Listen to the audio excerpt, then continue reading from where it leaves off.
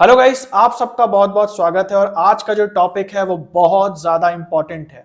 आप सबको पता है एक्सपेरिमेंटल रिसर्च एक बहुत ही इंपॉर्टेंट टॉपिक है रिसर्च एप्टीट्यूड का, लेकिन आज हम इससे एक स्टेप आगे जाने वाले हैं और उन सब टॉपिक्स की बात करने वाले हैं जो नए ऐड हुए हैं या शायद आपने इससे पहले नहीं पढ़े हुए हैं। उन पे हम लोग बने हुए प्रीवियस ईयर क्वेश्चंस भी देखेंगे और जैसा आपको पता है टू द पॉइंट बात करते हैं and on the basis of previous year questions बात करते हैं, तो इसको हम लोग आगे कैरी ऑन करते हैं। लेकिन उससे पहले आप सबके लिए बहुत ही बड़ी गुड न्यूज है। कुछ बच्चे काफी रिक्वेस्ट कर रहे थे कि भाई आपके जो कोर्सेज हैं वो हमको और अफोर्डेबल चाहिए और हम चाहते हैं कि हम उन्हें ज्वाइन कर पाए। तो भाई आप सबके लिए जो प्राइजेस हैं वो बहुत ज्यादा कम होने जा रहे हैं न्यू ईयर वाले दिन, और एक बहुत बड़ा डिस्काउंट जो है आप सबको मिलने जा रहा है। तो जब भी कोई फेस्टिवल आता है आप सबको डिस्काउंट मिलता है। इस बार क्रिसमस आया तो उसमें भी आप सबको 10% डिस्काउंट मिला, बट आप सबकी रिक्वेस्ट पे केवल 10% नहीं बल्कि उससे भी ज्यादा बहुत बड़े परसेंट का आपको डिस्काउंट मिल पाएगा, ताकि सब बच्चे जो हैं अच्छे से तैयारी कर पाए और किसी को भी कोई कमी ना महसूस हो। एक होता है ना फियर ऑफ मिसिंग आउट कि भाई अगर इतनी इंपॉर्टेंट चीज ऑनलाइन है आउट देयर तो हमें भी वो क्यों ना एक्सेसिबल हो। तो अब मैं आपको दावे के साथ कहता हूं कि आप में से हर एक बच्चा इस फैसिलिटी को, इस optimum to the point facility को एक्सेस कर पाएगा और बिना कूड़ा कचड़ा पड़े हुए बड़े बड़े पीडीएफ और बड़ी बड़ी क्लासेस देखे हुए बहुत ही कम प्राइस में इस कोर्स को अफोर्ड कर पाएगा। तो जो जो एक्साइटेड है इस बहुत बड़े ऑफर के लिए प्लीज कमेंट डाउन कर देना और जल्द ही जल्द एक ऐसा वीडियो आएगा जिसमें आपको पूरे के पूरे प्राइसिंग और क्या डिस्काउंट रहेगा, कौन सा कूपन कोड यूज करना है, वो सब मैं आपको बहुत ही जल्द बता दूंगा। तो मैं बहुत एक्साइटेड हूं इस बड़े ऑफर के लिए और बहुत ही जल्द आप सबको भी मैं इस बारे में इन्फॉर्म कर दूंगा। ठीक है, तो चलिए बैक टू अवर स्टडीज। इसके अलावा जो भी फ्री डेमो है या इसके अलावा जो व्हाट्सएप का लिंक है या जो फ्री टेलीग्राम चैनल पे जो आपको प्रीवियस ईयर क्वेश्चंस मिलते हैं उसके लिंक हैं, वो सारे फ्री और पेड मटेरियल के जो लिंक हैं वो डिस्क्रिप्शन में डले हुए हैं, जरूर से उनको चेकआउट करना। ओके, तो चलिए गाइज बढ़ते हैं आगे और आज हम लोग बात करते हैं एक्सपेरिमेंटल रिसर्च की। एक्सपेरिमेंटल रिसर्च समझने के लिए आपको ये कुछ टर्म समझने पड़ेंगे जो कि यहाँ पे लिखे हैं, जैसे कंट्रोल, मैनिपुलेशन, ऑब्जर्वेशन। अब जो लास्ट लेक्चर हमारा हुआ है टाइप्स ऑफ वेरिएबल, मैं उम्मीद करता हूं आप सबने देखा होगा, लेकिन जिन्होंने नहीं देखा है ऊपर मैं आई बटन पे लिंक छोड़ रहा हूं, जरूर से उस लेक्चर को देख लेना। वो भी one of the most important lectures है रिसर्च एप्टीट्यूड का, जिसमें मैंने आपको independent variable, dependent variable, extraneous variable, control variable ये क्या होता है बहुत ही सरल भाषा में समझाया हुआ है। एक बार जब आप वो समझ जाएंगे तो आपको ये शब्द समझ में आ जाएंगे और उसके बाद आपको एक्सपेरिमेंटल रिसर्च क्या है ये पूरी डेफिनेशन बहुत आराम से समझ में आने लगेगी। कुछ भी नहीं है भाई, बहुत इजी है, लेकिन अगर आपके बेसिक्स नहीं क्लियर होते तो यही जो शब्द लिखे होते हैं ये आपको कठिन लगते हैं।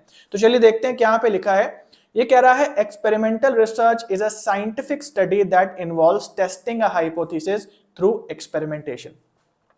जिस भी रिसर्च में हम प्रयोग करते हैं, प्रयोग का मतलब क्या होता है कि एक लैब में एक सेटिंग को व्यवस्थित करना, यानी कि अगर आप मान लीजिए एक प्रयोग कर रहे हैं जिसमें आप कॉफी का व्यक्ति की नींद पे क्या प्रभाव पड़ता है ये जांचना चाहते हैं, तो आप अपनी लैब में कुछ पार्टिसिपेंट्स बुलाते हैं और उनको कॉफी की थोड़ी थोड़ी मात्रा देख के देखते हैं कि उनपे, उनकी नींद पे इस कॉफी की मात्रा का क्या प्रभाव हो रहा है।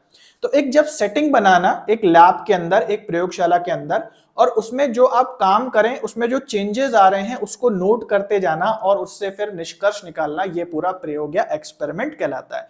जनरली जो आप सब टीवी में देखते हैं कि बड़े बड़े साइंटिस्ट किसी लैब में चूहों वगैरह पे कुछ प्रयोग कर रहे होते हैं, तो ये एक प्रकार से एक्सपेरिमेंट्स होते हैं। अब होता क्या है इसमें तो देखते हैं। तो एक्सपेरिमेंटल रिसर्च के बारे में लिखा है, it involves manipulating one or more independent variables using them on one or more dependent variable। तो यहाँ पे सिंपल भाषा में बात करें तो कह रहा है केवल इंडिपेंडेंट वेरिएबल को मैनिपुलेट करते हैं ताकि डिपेंडेंट वेरिएबल पे जो अंतर आए हैं, जो चेंजेस आए हैं, उन्हें ऑब्जर्व कर पाए। तो यही चीज हमने पिछले लेक्चर में बात की है टाइप्स ऑफ वेरिएबल में, कि कैसे इंडिपेंडेंट वेरिएबल को मैनिपुलेट किया जाता है और कैसे उससे जो प्रभाव पड़ता है डिपेंडेंट वेरिएबल पे उसे ऑब्जर्व किया जाता है। तो more on that video, I hope कि जिसने वो वीडियो देखा है उसे ये बात समझ में आ गई होगी। तो क्या क्या चीजें एक्सपेरिमेंटल रिसर्च में होती हैं, उसके अंदर आती हैं, इंक्लूड होती हैं। कंट्रोलिंग ऑफ द वेरिएबल, तो कंट्रोल कैसे करते हैं एक्सट्रेनियस वेरिएबल को, ये इसमें आ गया। मैनिपुलेशन ऑफ द वेरिएबल, तो इंडिपेंडेंट वेरिएबल को मैनिपुलेट करते हैं। एंड ऑब्जर्वेशन, ऑब्जर्वेशन किसका, डिपेंडेंट वेरिएबल पे जो प्रभाव आ रहा है उसका ऑब्जर्वेशन। ठीक है, तो ये हमारी होती है एक्सपेरिमेंटल रिसर्च, जिसमें इस प्रकार से जो अलग अलग प्रकार के वेरिएबल्स होते हैं उनको कंट्रोल, मैनिपुलेट और ऑब्जर्व करते हैं। तो जिनको भी ये बात सेंस नहीं की, अगेन भाई वो वेरिएबल वाला वीडियो नहीं देखोगे तो कुछ समझ में नहीं आएगा, क्योंकि जो लॉजिकल सेक्शंस होते हैं जैसे maths, logical reasoning, research aptitude, इनके अंदर जो है आपको सारे लेक्चर सीक्वल्स देखने होते हैं। और मैंने तो आप सबको फ्री में प्लेलिस्ट भी प्रोवाइड करा दिए भाई। जो मैं कंटेंट आपको प्रोवाइड करा रहा हूँ शायद आपको उसकी अहमियत नहीं हो रही है और होगी भी नहीं, क्योंकि फ्री में आपको मिल रहा है। और वही अगर कूड़ा और पीडीएफ आपको दिया जाता है काफी जगहों से, मैं देखता हूँ स्टूडेंट्स कहते हैं हमारे पैसे बर्बाद हो गए और हमको तो ऐसा बेकार। भाई मैं तुमको यहाँ फ्री मटेरियल प्रोवाइड कर रहा हूँ, उसकी कदर कर लो थोड़ी, क्योंकि मैं ऐसे ही just for the sake of video डालनी है उसके लिए दे रहा हूं। ये जितनी चीजें मैं आपको दे रहा हूं ना, ये जो हमारे कोर्सेज हैं ऐप पे, वेबसाइट पे, उसके अंदर से दे रहा हूं। मतलब इनफैक्ट जो है 80% में आपको यहाँ पे दे रहा हूं, तो थोड़ी सी कदर कर लो भाई इसकी। और ये जो चीजें हैं ये प्रीवियस ईयर क्वेश्चंस को देख के लेटेस्ट पैटर्न के हिसाब से मैं आपको दे रहा हूं। कुछ भी बस देना है और कुछ भी जो है ड्रीम्स दिखा करके पढ़ाते जाना है, ऐसा मेरा कभी भी ऑब्जेक्टिव नहीं होता है, ऐसा कभी भी उद्देश्य नहीं होता है। तो थोड़ी सी भी कदर कर लो भाई इसकी, और सारे लेक्चर्स को लाइन से देखो। मैं तो पूरी प्लेलिस्ट बना के आपको दे देता हूं। बहुत जगह क्या होता है, जहां मैं पहले पढ़ाता था वहां पे तो प्लेलिस्ट भी नहीं बनाई जाती थी, जानबूझ के, कि बच्चों को जो है वो कंटेंट मिले ना, और जो लाइव जुड़े हैं बस वही देख पाए, और उसके बाद वो रिवाइज करना चाहें तो वो कोर्स खरीदा जा करके। यहाँ पे मैं आपको फुल फ्लेजेड हर एक पेपर 1 के लेक्चर के प्लेलिस्ट बना करके दे रहा हूं, और इसका भी रिसर्च एप्टीट्यूड का लेटेस्ट प्लेलिस्ट जो है वो डला हुआ है। तो भाई आप जा करके पेपर 1 के सारे प्लेलिस्ट देख लोगे ना, उसी से आपका बहुत ज्यादा काम जो है वो हो जाएगा। ठीक है, तो एक्सपेरिमेंटल रिसर्च समझ में आ गया।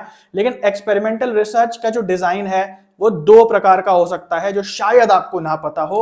और वो दो जो डिजाइन होते हैं या जो 2 प्रकार के ग्रुप होते हैं उन्हें हम कहते हैं control group and experimental group. तो जैसे मैंने आपको बोला कि जो एक्सपेरिमेंटल रिसर्च या जो प्रयोग होता है उसमें समूह बनाए जाते हैं, और उन समूह पे एक ट्रीटमेंट दिया जाता है उनको, और ये देखा जाता है कि उस ट्रीटमेंट का कितना प्रभाव जो है उस समूह पे पड़ रहा है। तो एक्सपेरिमेंट में 2 प्रकार के समूह बनाए जा सकते हैं।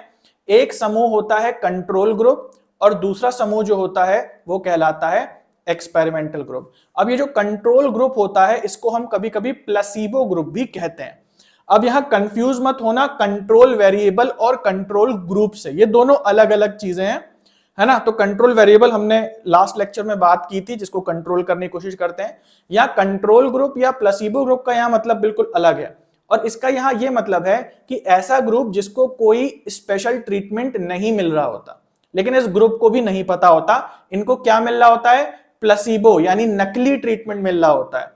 प्लेसिबो मिलने का मतलब है कि इनको लगता है, जो भी पार्टिसिपेंट्स कंट्रोल ग्रुप में होते हैं उनको लगता है कि उन्हें ट्रीटमेंट मिल रहा है, उनको कोई खास चीज मिल रही है प्रयोग के दौरान, लेकिन उन्हें नहीं मिल रही होती, उन्हें गलतफहमी दी जाती है, मतलब नकली एक दवाई दी जाती है। जबकि जो एक्सपेरिमेंटल ग्रुप होता है इनको एक्चुअल ट्रीटमेंट मिलता है। ठीक है, जैसे अगर एग्जांपल लें, मान लीजिए कि एक दवाई को टेस्ट किया जा रहा है जिससे कि वजन कम होता है, तो यहां ऐसा एक्सपेरिमेंट बनाया जा सकता है जिसमें एक ग्रुप हो जिनको केवल ट्रेडमिल पे दौड़ाया जाए और नकली दवाई दी जाए, यानी कि वो दवाई वाकई काम ना करती हो, तो ऐसे ग्रुप को हम क्या बोलेंगे कि ये कंट्रोल ग्रुप है। जबकि दूसरा ग्रुप ऐसा बनाया जाए जिनको वाकई दवाई दे करके ट्रेडमिल पे दौड़ाया जाए। दोनों ही ग्रुप के पार्टिसिपेंट्स को सकता है ट्रीटमेंट पे दौड़ाया जाए, लेकिन एक्सपेरिमेंटल ग्रुप के जो पार्टिसिपेंट होंगे उनको असली दवाई दी जाएगी, जबकि कंट्रोल ग्रुप के जो पार्टिसिपेंट होंगे उनको प्लेसिबो या नकली दवाई दी जाएगी। अब ऐसा करने का फायदा क्या है? ऐसा करने का फायदा यह है कि इससे हमें आसानी होती है ये जांचने में कि जो हमारा प्रयोग है, यानी कि हम जो दवाई डेवलप कर रहे हैं जिससे कि वजन कम हो, वो वाकई काम कर रही है या नहीं कर रही है। देखिए भाई, दोनों ही ग्रुप जो है वो ट्रेडमिल पे दौड़ते हैं, यानी कि एक्सपेरिमेंट के एंड में दोनों ही की वजन में थोड़ी सी कमी आएगी, जितने भी पार्टिसिपेंट्स हैं थोड़ा तो वजन कम होगा। लेकिन दवाई खाने वाले जो पार्टिसिपेंट्स हैं अगर उनका वजन ज्यादा कम हो जाता है तो इसका मतलब कि वो फैट लॉस की दवाई वाकई काम करती है।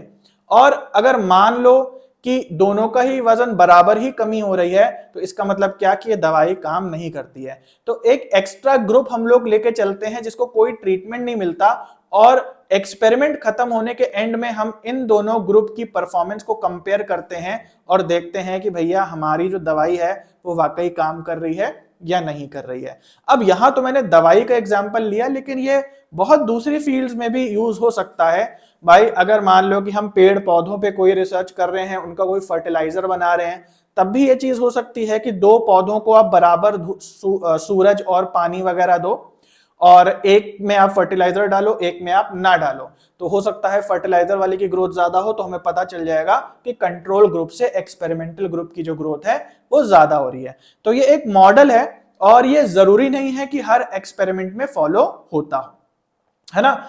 कोई कोई एक्सपेरिमेंट्स की जो डिजाइन होती है वो विद कंट्रोल ग्रुप होती है, और कोई कोई एक्सपेरिमेंट की डिजाइन विदाउट कंट्रोल ग्रुप भी हो सकती है। कभी कभी कंट्रोल ग्रुप नहीं बनाया जाता है ना, ये बोला जाता है कि चलो भाई एक ही हम ग्रुप बना रहे हैं, इसी पे हम जो भी एक्सपेरिमेंट है करेंगे और बाद में जो है इसका प्रोग्रेस देख लेंगे। तो आई होप आपको समझ में आ गया कि कंट्रोल ग्रुप क्या है। यहां पे भी लिखा है control group is a group in the experiment where a variable is not being tested. Variable test नहीं हो रहा, मतलब कि हम उन्हें कुछ ऐसा दे ही नहीं रहे जिसका कि हम कोई एक्चुअल टेस्ट में कोई रिजल्ट निकल करके आएगा। हमें पता है कि जो कंट्रोल ग्रुप है ये वैसा ही रहेगा, इसमें ज्यादा चेंज नहीं आना है। तो क्या फायदा है कंट्रोल ग्रुप का? ये एक इंपॉर्टेंट बेंचमार्क सेट करता है। बेंचमार्क का मतलब कि कंट्रोल ग्रुप का कंपेयर करने का काम है, कि हम इससे कंपेयर करा पाएंगे कंट्रोल ग्रुप से एक्सपेरिमेंटल ग्रुप को, कि हाँ भाई हमारा जो ग्रुप है, देखो भाई इसको हम स्पेशल ट्रीटमेंट दे रहे हैं, तो इसके कंट्रोल ग्रुप के कंपेरिजन में कितना ज्यादा इस पे काम हो रहा है। तो एक बेंचमार्क सेट करता है, पैरामीटर सेट करता है, या कंपेयर कराने के काम आता है। जबकि जो एक्सपेरिमेंटल ग्रुप होता है इसे वाकई एक उसको वाकई वो ट्रीटमेंट मिलता है, या वाकई इसके वेरिएबल्स को टेस्ट किया जाता है। और एक्सपेरिमेंट जो है ये जरूरी नहीं है कि कंट्रोल ग्रुप हमेशा किसी एक्सपेरिमेंट बनाया जाए, कभी बनाया जाता है और कभी नहीं बनाया जाता है, रिसर्चर का मन है ना। तो दोनों चीजें पॉसिबल है। अगला जो टर्म है ये भी आपने नहीं सुना होगा, और इसका नाम है pre test and post test. Again ये भी एक टेक्निक है रिसर्च, एक्सपेरिमेंटल रिसर्च में यूज होने वाली, जिसमें या तो एक चीज यूज होती है, या तो दो चीज, और या तो दोनों चीजें यूज होती हैं। तो दो टर्म्स यहाँ पे लिखे हैं, एक है प्री टेस्ट और एक है पोस्ट टेस्ट। तो प्री टेस्ट का मतलब होता है कि भाई ये जो हमारा एक्सपेरिमेंटल ग्रुप है, इसको ट्रीटमेंट देने से पहले जब इसकी परफॉर्मेंस का टेस्ट लिया जाए तो ये कहलाता है प्री टेस्ट। और जब इसको हमने ट्रीटमेंट दे दी और उसके बाद अगर हमने टेस्ट लिया तो वो कहलाता है पोस्ट टेस्ट, है ना। प्रो मैं कह रहा हूं, पोस्ट टेस्ट। तो ऐसा क्यों करते हैं भाई? सेम वही रीजन है। मान लो वही एग्जांपल लेते हैं कि वेट कम करने वाली दवाई का, तो अगर मान लो पार्टिसिपेंट्स का वजन पहले नाप लिया जाए, है ना, तो वो क्या कहलाएगा? Pre test. और फिर पार्टिसिपेंट्स को दवाई दी, उनको ट्रेडमिल पे दौड़ाया, और ये करने के बाद जब उनका वजन नापा जाए तो क्या कहलाएगा? Post test. उसी तरीके से पढ़ाई में भी हम देखते हैं कि कोई एडमिशन हमें लेना होता है तो हम क्या करते हैं? प्री टेस्ट देते हैं, एडमिशन का टेस्ट देते हैं कि हमारी परफॉर्मेंस कितनी है। तो जाहिर सी बात है किसी कोर्स में एडमिशन लेने से पहले हमारी परफॉर्मेंस कम होती है, लेकिन जब वो कोर्स करने के बाद हम जो टेस्ट देते हैं उसमें हमारा स्कोर ज्यादा आता है, तो वो कहलाएगा पोस्ट टेस्ट। तो एक्सपेरिमेंट में भी जो है ये चीजें हो सकती हैं। किसी किसी एक्सपेरिमेंट में प्री टेस्ट नहीं होता, लेकिन हर एक्सपेरिमेंट में पोस्ट टेस्ट जो है वो जरूर होता है, ये ट्रीटमेंट लेने के बाद और प्री टेस्ट ट्रीटमेंट लेने से पहले। आई होप आपको ये दोनों कंसेप्ट समझ में आ गए।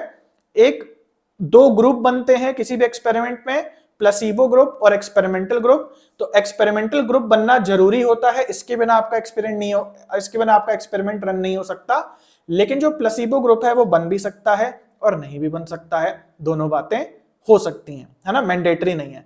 उसी तरीके से प्री टेस्ट और पोस्ट टेस्ट भी होते हैं, पहले टेस्ट लेना और बाद में टेस्ट लेना, जिसमें पोस्ट टेस्ट कंपलसरी होता है, लेकिन कभी कभी अगर डिजाइन अलाउ करता है तो प्री टेस्ट को नहीं भी कराएं तो भी चलता है ना। आई होप आपको समझ में आ गया। अब कोई भी एक्सपेरिमेंटल डिजाइन है वो इन चारों को मिला के बनता है। बात समझ गए? किसी एक्सपेरिमेंट में प्री टेस्ट होगा कि नहीं होगा, पोस्ट टेस्ट होगा कि नहीं होगा, कंट्रोल ग्रुप बनेगा कि नहीं बनेगा, एक्सपेरिमेंटल ग्रुप बनेगा कि नहीं बनेगा। इन सबको जब हम मिलाते हैं तो उससे जो है हमारा मेन एक्सपेरिमेंट तैयार होता है। ठीक है, तो आई होप आपको बात समझ में आ गई। ये था पूरा एक्सपेरिमेंटल रिसर्च और इससे कुछ क्वेश्चंस बने हैं, आइए उन क्वेश्चंस को देख लेते हैं। तो जैसे मैं आपको हमेशा कहता हूं कि भाई जो नेट के ओरिजिनल क्वेश्चंस होते हैं उनकी लैंग्वेज बहुत कठिन होती है और मुझे लगता है केवल यही एक वीडियोस हैं जिनके माध्यम से आपको ये जानने को मिलते हैं और समझने को मिलते हैं। वैसे तो ओरिजिनल क्वेश्चंस मिलना ऑलरेडी बहुत टफ होता है क्योंकि भैया ये टीचर के लिए भी बहुत टफ है पढ़ाना, तो जनरली आपको वीडियोस मिलेंगे ही नहीं ओरिजिनल क्वेश्चन पे, और अगर मिलते भी हैं तो राइट आंसर बता के आगे निकल जाया जाता है। मैं कोशिश करता हूं कि एक एक शब्द आपको यहाँ क्वेश्चन में समझ में आए। तो यहाँ पे दिया हुआ है असर्शन एंड रीजन, ध्यान से समझो क्या पूछ रहा है। कह रहा है experimental research allows you to eliminate the influence of many extraneous variable. कह रहा है एक्सपेरिमेंटल रिसर्च में हम जो है एक्सट्रेनियस वेरिएबल्स को जो है एलिमिनेट कर सकते हैं, एलिमिनेट करते हैं। तो ये बात सही है ना। तो हमने अभी अभी एक्सपेरिमेंटल रिसर्च की डेफिनेशन देखी कि कंट्रोल करना यानी एक्सट्रेनियस वेरिएबल को कंट्रोल करना, इंडिपेंडेंट वेरिएबल को मैनिपुलेट करना और डिपेंडेंट वेरिएबल को ऑब्जर्व करना। ये तीन चीजें अभी हमने ऊपर देखी है ना। जिसको नहीं याद है एक बार फिर से वीडियो में पहले चले जाना और एक्सपेरिमेंटल रिसर्च की डेफिनेशन देख लेना। तो ये चीजें होती हैं जो कि बात सही है कि हम एलिमिनेट करते हैं एक्सट्रेनियस वेरिएबल को। रीजन देख लेते हैं। In experimental research, variables are actively manipulated and environment is as controlled as possible. तो एक्सपेरिमेंटल रिसर्च में क्या होता है कि वेरिएबल्स को हम मैनिपुलेट करते हैं और जहां जहां जरूरी हो उन्हें कंट्रोल भी करते हैं, है ना। तो दोनों बातें सही हैं यहाँ पे। और दूसरी बात, पहली बात का रीजन भी है कि भाई क्यों ऐसा होता है कि हम एक्सट्रेनियस वेरिएबल को एलिमिनेट कर सकते हैं, क्योंकि हमारे पास आजादी होती है कि हम उन्हें मैनिपुलेट कर सकते हैं और उन्हें कंट्रोल भी कर सकते हैं। अगला क्वेश्चन देखते हैं। अगेन बहुत बड़ी लैंग्वेज है, जैसे मैं बोलता हूं भाई ये सब क्वेश्चन नहीं लगाओगे तो एग्जाम टाइम में होएगी बहुत ज्यादा प्रॉब्लम। तो देखते चलो मेरे साथ वर्ड बाय वर्ड। तो यहां पे दो स्टेटमेंट दिए हुए हैं। ओके, दो स्टेटमेंट दिए हैं। और बाय द वे अगर वीडियो अच्छा लग रहा है और आपको मेरी मेहनत पसंद आती है, ये फ्री वाली मेहनत है, इसमें कोई मैं पैसे नहीं चार्ज कर रहा या कुछ भी ऐसा नहीं है, बट यकीन मानो गाइज ये जो कंटेंट मैं आपको दे रहा हूं ये आपको पैसे देने से भी कहीं नहीं मिलेगा। तो एटलीस्ट इसका वर्थ समझो और सब्सक्राइब नहीं किया तो सब्सक्राइब कर दो और लाइक जरूर से कर दो। ओके, स्टेटमेंट 1 क्या कह रहा है। In the before and after without control design. अभी इसका मतलब समझ रहे हो आप, जो हमने ऊपर पढ़ा उससे रिलेटेड ये क्वेश्चन है। क्या कह रहा है, अगर कोई एक ऐसा एक्सपेरिमेंट रन हो रहा है जिसका नाम क्या है, before and after without control. क्या मतलब है before and after without control का। बिफोर मतलब प्री टेस्ट, आफ्टर मतलब पोस्ट टेस्ट, है ना। अगर कोई ऐसा एक्सपेरिमेंट है जिसमें प्री टेस्ट भी है और पोस्ट टेस्ट भी है, यानी बिफोर एंड आफ्टर है, और क्या है विदाउट कंट्रोल, इसमें कंट्रोल ग्रुप नहीं है, केवल एक्सपेरिमेंटल ग्रुप बनाया गया है, इस प्रकार का एक्सपेरिमेंटल डिजाइन। इस वीडियो के पहले क्या आपको ये पता था कि भाई ऐसा भी एक नाम हो सकता है एक्सपेरिमेंटल रिसर्च का। आई एम श्योर आप सबने एक्सपेरिमेंटल रिसर्च बहुत पढ़ा होगा, लेकिन भाई अगर बारीकी से प्रीवियस ईयर के क्वेश्चंस को नहीं देखोगे तो बहुत इंपॉर्टेंट चीजें मिस कर जाओगे, है ना। तो क्या कह रहा है, ये जो प्रकार का हमारा एक्सपेरिमेंटल डिजाइन है, कह रहा है इसमें सिंगल टेस्ट ग्रुप या एरिया होता है, is selected and dependent variable is measured before the introduction of the treatment. क्या कह रहा है कि जो डिपेंडेंट वेरिएबल है उसको हम कब मेजर करते हैं, ट्रीटमेंट शुरू होने से पहले मेजर करते हैं। और इसमें क्या होता है, एक सिंगल ग्रुप होता है, एक ग्रुप होता है केवल।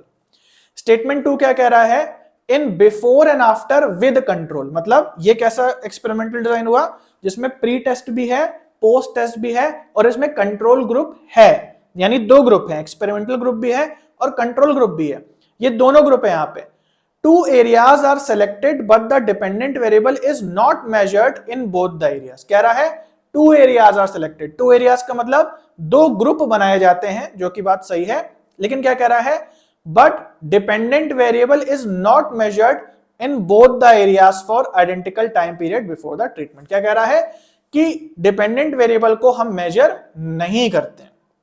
अब देखो भाई यहां पे बिफोर आफ्टर लगा है, इसका मतलब प्री टेस्ट भी है, पोस्ट टेस्ट भी है, तो इसका मतलब ऐसा तो बिल्कुल नहीं है कि हम डिपेंडेंट वेरिएबल को मेजर नहीं कर रहे हैं, करते हैं। इसलिए यहां पे हमारा सेकंड पॉइंट जो है वो गलत हो जाएगा। आई होप आपको बात समझ में आ गई। नहीं समझ में आई तो पिछला लेक्चर देख लेना, टाइप्स ऑफ वेरिएबल्स, और इस क्वेश्चन को एक बार फिर से लगा लेना, तो सारी बात क्लियर हो जाएगी। ओके, अगला क्वेश्चन देखते हैं। In which of the following research methods manipulation and control of variables and randomization of sample are two of the basic requirement. इनमें से कौन सा रिसर्च है जिसमें मैनिपुलेट करना बेसिक रिक्वायरमेंट है वेरिएबल्स को, या इनको कंट्रोल करना एक बेसिक रिक्वायरमेंट है? तो जाहिर सी बात है, आप सबको पता है केवल एक ही रिसर्च है जहां इंडिपेंडेंट वेरिएबल को मैनिपुलेट किया जाता है। बाकी और दुनिया में कोई रिसर्च नहीं है जिसमें इंडिपेंडेंट वेरिएबल को मैनिपुलेट किया जाता हो, और वो रिसर्च है experimental research. So guys, I hope आपको ये बात समझ में आ गई। और अब से मैंने एक नई चीज स्टार्ट करी है आप सबके लिए। अगर आप यहां तक पहुंच गए हैं तो बहुत ध्यान से सुने, बहुत इंपॉर्टेंट बात है कि अब से